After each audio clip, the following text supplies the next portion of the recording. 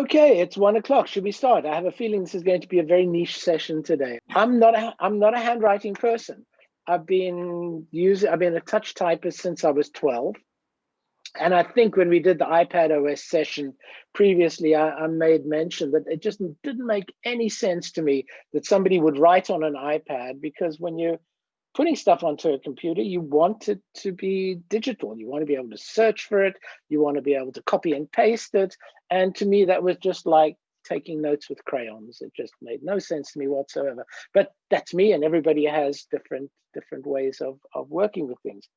And then with iPadOS 14, the Apple introduced the Scribble feature, which is the ability to take handwritten text and convert it into text. So we're going to be looking at the pencil today and all of the new features, or many of the new features that are in the Apple Pencil. So allow me to share my screen. Okay, so to start with the pencil, magnetic on the iPad Pro, it's attached to the top. If you connect to it, you'll see your battery levels pop up. And the first thing I'd like to start with is the settings. So if we go to our settings and go down to Apple Pencil, there are a couple of things that we configure. Firstly, we can see what our battery levels are. And the little area, the flat area down the side, has the ability to do a double tap.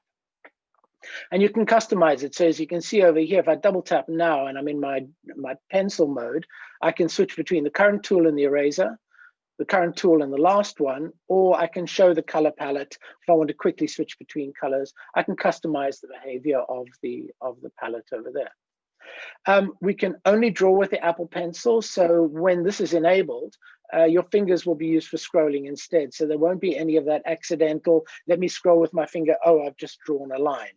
So this is another way of customizing it. Scribble, as you can see, is turned on. It will turn handwriting to text in any text area, and we will demonstrate that.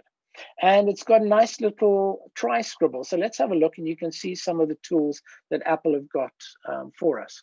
So we've got a little text area over here. And first for handwriting, it says write a few words here. So I will write a few words here. And as you can see, it's taken my text and it's converted it to handwriting, which is very nice, and it's very, very successful. If we want to delete stuff and we're in Scribble mode, all we really need to do is scratch it out and it deletes the word, which is very, very nice. We can use the pencil to select it, and there are a couple of ways of selecting. We can either draw a line over the word or circle it as demonstrated. So let me just do that again. If I'll just draw a line through selected, that's highlighted, and I can draw a line as a circle around those words, and that's selected. And this is honored everywhere that you can use Scribble, whether it's in a word processor, in notes, in the mail program, in pages, in the spreadsheet, anything that accepts Scribble. We can insert text. So if I want to put a word into this sentence, all I do is I tap and hold with my pencil and it inserts a word. So this is, you have to be quick to get in there, otherwise it reverts back to the original. So there's a new big word in this sentence. You can see, so I can insert words. I don't have to tap, open up the keyboard, add and remove. I can use that. And we can also join words together and split them apart. So you can draw vertical lines to separate and join words. So if I wanted to join a word together, I just draw a line there, that's joined it. If I want to split them, I draw a line there and it separates the words as well. So if it doesn't quite get your words, or if it misunderstands what you're trying to do by making a word that's a single word and splits it into two, you can separate or join them together. So that's our general settings. So let's crack into some of the applications and see what it looks like. So I'm going to go to notes first, and I've got a new note over here. And if I want to use my pencil or Scribble over here, I tap on the pen tool over here, and you can see my tool palette down the side. Now, you're probably familiar with all of these pens and erasers and selection tools and my ruler over here. But there's a new pen over here with a little A in here, and this is my Scribble tool. So if I use this pen and I start writing, my appalling handwriting, you can see it's taking my words and it's converting it into handwritten text. If I want to switch to drawing at any point, I can just choose another tool, take this this pen tool, make a color, and now I can draw. I can, yeah, I can do good stuff. I can take the highlighter, choose a different color. I can fill, I can paint. I can do all sorts of things with it over here. So this is really my scribble text. I can write, put stuff in there. Now, another thing that you will probably notice that when we have the pen tool, can you see how the palette changes? And this palette is resizable. Those of you who haven't seen these before, you can move them around the screen. You can put them in different areas. You can park it off to the side, and it shows you which tool is being used. When I'm in scribble mode with that pencil, you'll see that there are some tools that are specific to this application. So if I wanted to insert a table, for example, I can insert a table, and you can see it's inserted a grid over there. So if I come up here, make sure I've got my pen, my scribble tool selected, I can say dogs, cats, 25, 36. So I can, if I'm a person who writes, this is a really cool tool. I don't have to use my pen to draw and then move back to my keyboard to write. I can do what I want to, whatever I want to over here. If I wanted to change, you notice over here that I've got some lines when I'm in my pen mode. If I go to my edit tool, you'll see lines and grids. So I can get rid of my grids if I just want a free form area, but I find it a little bit easier to write with a grid. So I can add either lines, even bigger lines. I can make a grid if I'm doing some sums, some mathematics. So if I could go back to my pen tool, and let's just take my my pen, makes it red. I can say 25 times 6 is 150. It makes it a little bit easier for me to read. Now, at the moment, that's just drawing. So if I want to get rid of it, I can tap on my eraser. If I press and hold on my eraser, I can erase it pixel by pixel, so that as I start erasing, you can see each individual pixel goes away. Or I can object erase, and now if I tap on it, it just erases the entire object rather than pixel by pixel. So a quick way of deleting things. So let me get rid of this grid for the moment, or change it back to lines rather. Let's put this over here.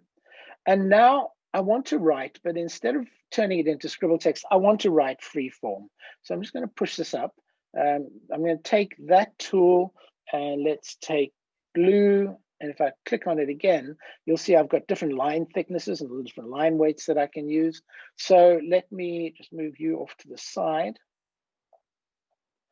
And I'm going to write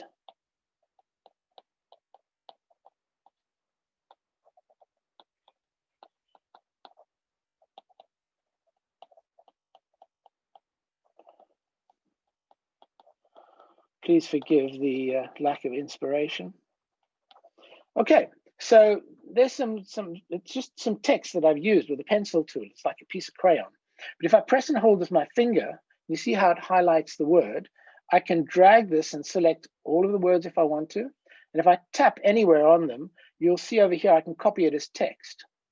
So now that it's copied as text, let me make a new note. I could paste it into the same note, but I'm just going to tap over here and paste. This is stuff that I'm writing about. So if I go back to the previous note, this is some stuff that I'm writing about. So once again, I can choose the mode that I prefer to write in. I can use Scribble and have it draw the text on the fly, or I can literally write in any format that I want and convert it later.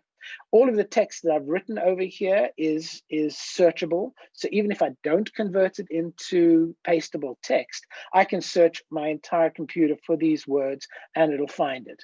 So let's just write a little bit more over here. Let me add a different color so that we can see, differentiate between the two. Let's put you back down the side there.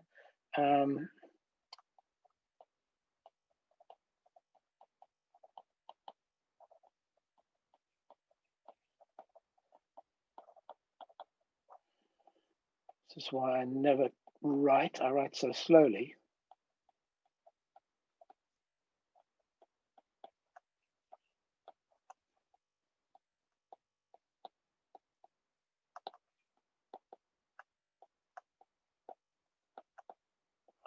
I'm also reasonably uncomfortably located because the camera's up here. Okay, so let's select this. Let's see how well we do.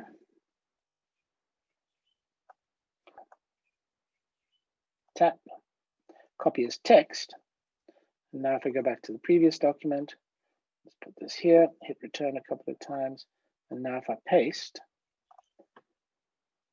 pretty good, even with my ropey handwriting.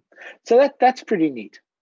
So that's using it in Notes. And of course, I still have my traditional drawing tools that I can use. So if I wanted to draw some circles over here, those of you who saw the iOS 14 demo will know this, I can draw.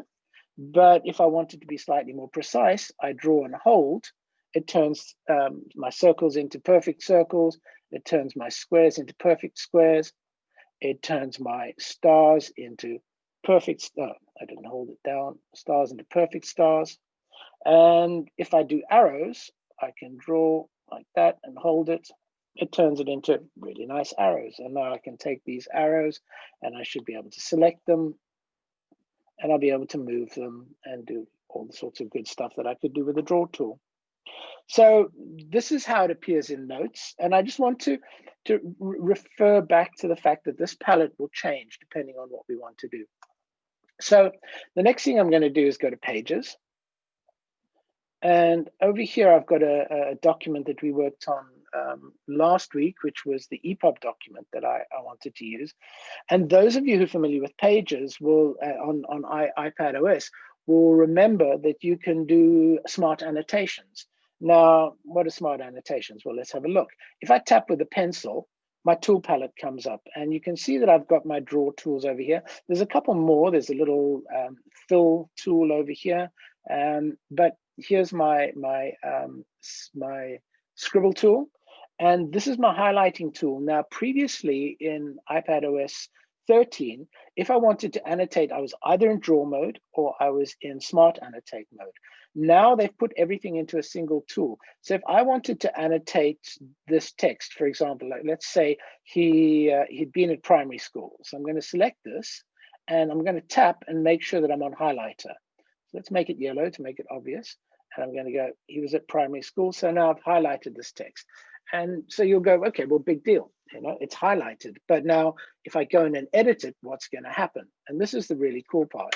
If I tap in here and start using the keyboard, others of his age, can you see that as I start typing, the highlighting moves along with the text?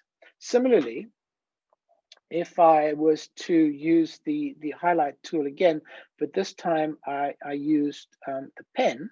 Let's make this one red. Let's say over here, I just highlight this, grammar school. And now, once again, I start to edit text.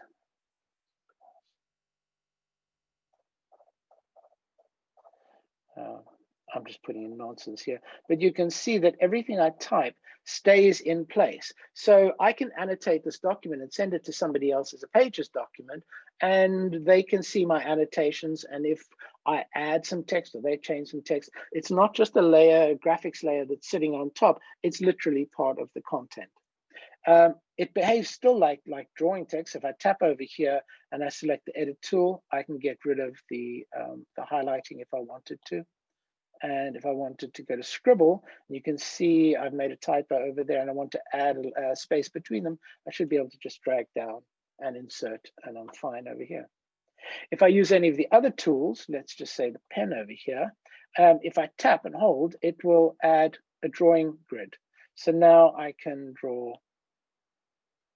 Okay, let's just make that's a pencil tool. So let me make the lines a little bit thicker so you can see it a little bit easier.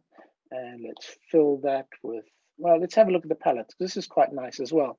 If I tap on my color palette, one of the additions that they put in is now we can save our colors. So if I have a color that I want to customize slightly, so let's take this kind of maroon and I want to make it slightly translucent. If I tap plus here, it's added as a color into my color palette.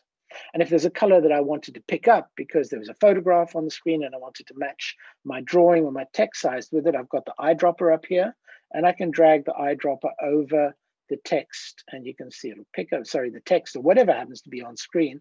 And I can, so if I want to pick up the orange from that text up there, it'll pick it up perfectly, and I can just add that to my palette quite simply. So that's pretty easy to do. So let's go back to this and let's fill that up with red. Fill that up with red. Fill that up with red. So I can draw. I've got all the good tools that I need at my disposal. Let's come out of here, and if I go to my my drawing over here, I can resize this, and this behaves like a like any object on the screen. If I go to my formatting palette and I go to my arrangement, I can say, okay, I want the text to wrap around it. And now I've got an object which I can move around the screen, as you can see, the text will just flow around it. So now if I can draw, if I want to highlight something, I can put it into my word processing documents and embellishing them in a way that I could never do before. Okay, let's have a look at mail. I'm going to create a new mail over here. And once again, my keyboard comes up over here, but if I want to send a mail to myself, I'll just write my name up there, Alan at, and it pops up. There's Digicape, so that'll complete. And I'll just write over here, demo of Scribble.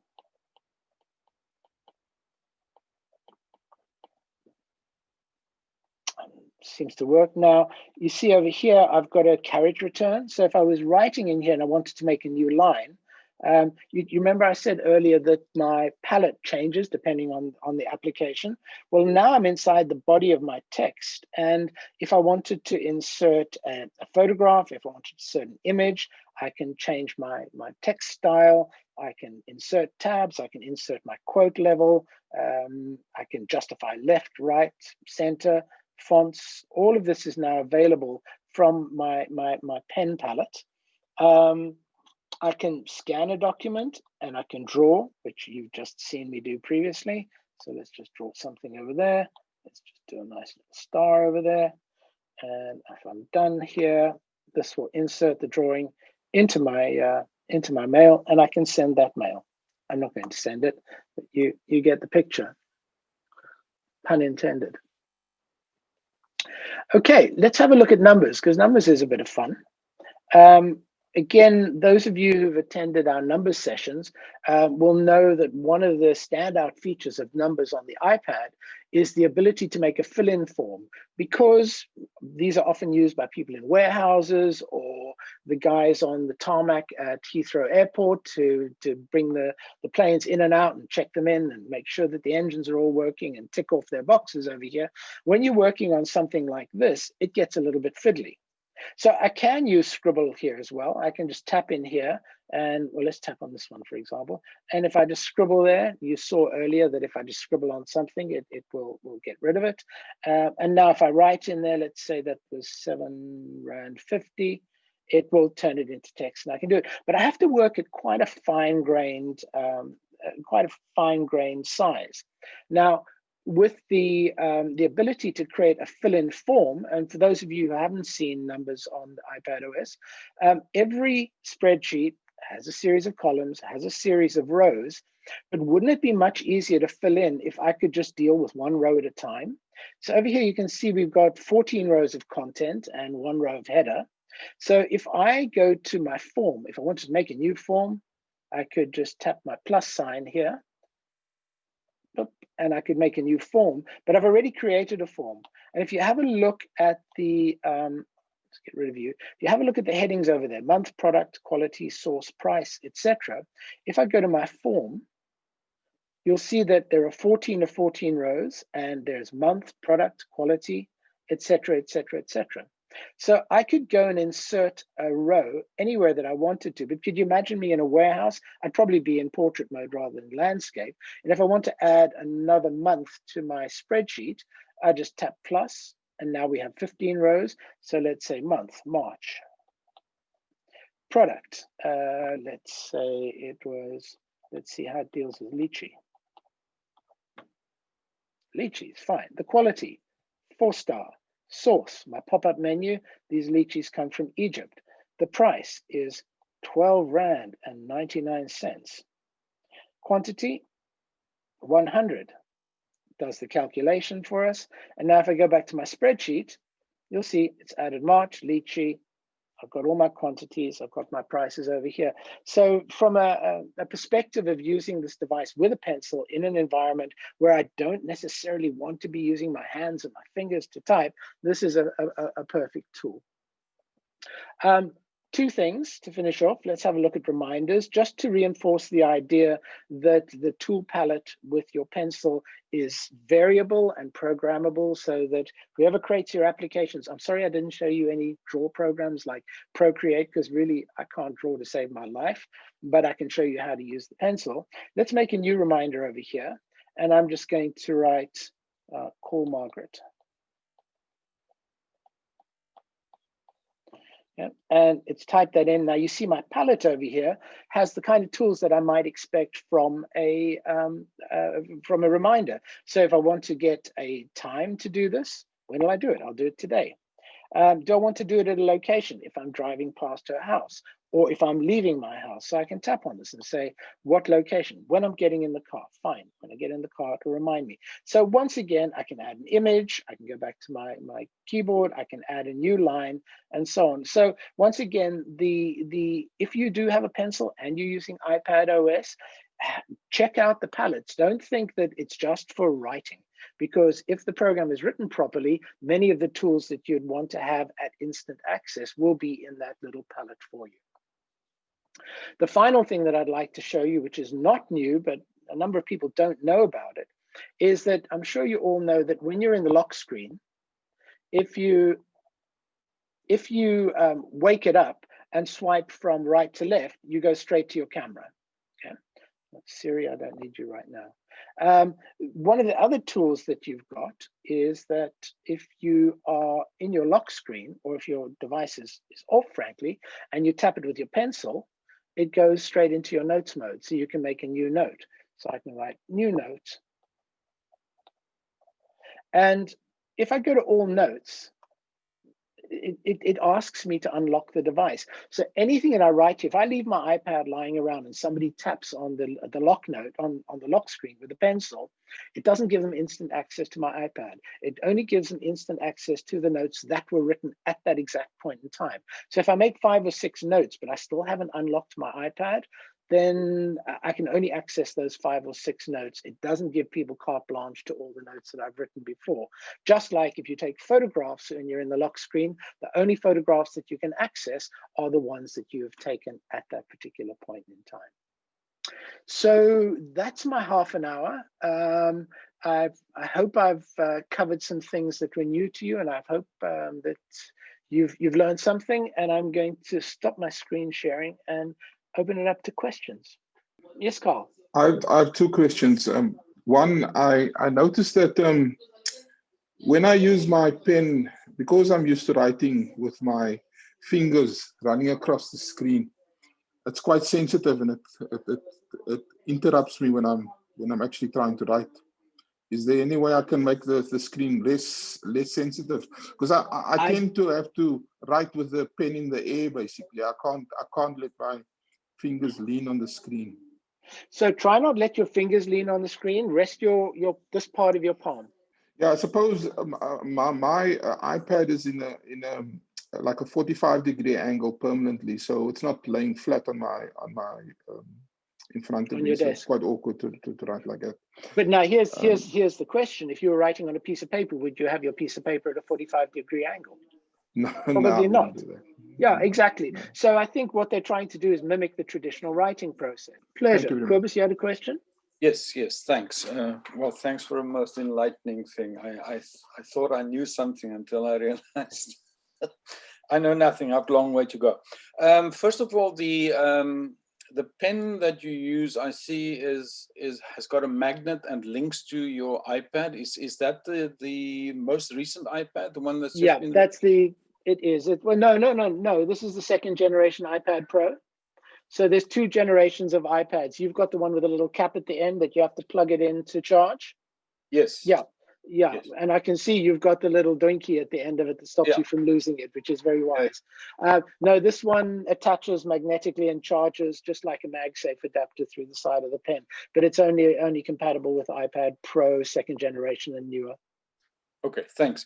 And then the second question, the pen, is that only can one only use that for Apple related software? No, anywhere that there's a text field that you can write in, you should be able to write. Okay, because I use Notability to mark chapters or theses and dissertations, and I use a lot of handwriting on that. I'll check it out. No, it works well in Notability. I have tried it because a number of our schools use Notability the teachers use Notability as their primary instruction tool. You know, it's up on the screen, and the stuff that you saw in notes, the autocorrection, the auto completion of your images, perfecting the circles and so on, that's all built into Notability, including the copy as text. Thank you. Thank you very much for joining us as ever, guys. So I look forward to seeing you on Thursday. Thanks once again for joining us. Really do appreciate it.